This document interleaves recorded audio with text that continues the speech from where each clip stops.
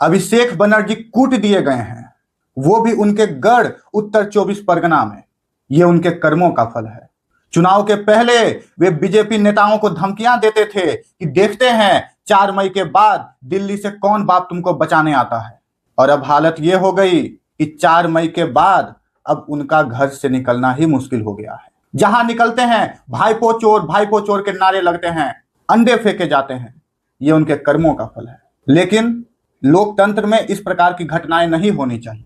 लेकिन हमें यह भी नहीं भूलना चाहिए कि भारत में और भी राज्य हैं जहां गैर भाजपा दलों की हार हुई है, लेकिन उनके नेताओं के साथ इस प्रकार की कोई भी घटना किसी भी राज्य में नहीं देखी गई है। चाहे उत्तर प्रदेश में अखिलेश यादव के साथ हो, चाहे मध्य प्रदेश में कमलनाथ के साथ हो, चाहे छत्तीसगढ़ में भूपेश बघेल के साथ, सबों की हार हुई है। सभी में आज के समय भाजपा शासन में है, लेकिन किसी भी विपक्षी दल के किसी नेता पे हमला नहीं हुआ। यह बंगाल में ही क्यों हुआ?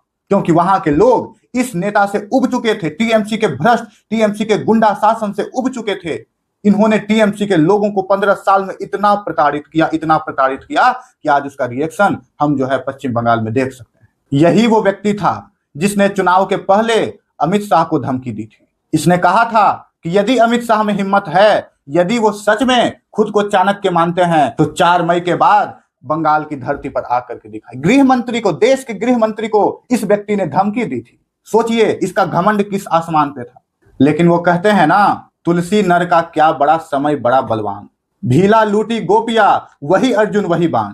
तो समय सबसे बड़ा बलवान होता है। एक समय था कि इसी अभिषेक बनर्जी के खिलाफ बंगाल में पत्ता तक नहीं हिलता था, और आज ये समय है कि वही अभिषेक बनर्जी बंगाल में खुले रूप से चल भी नहीं सकता है।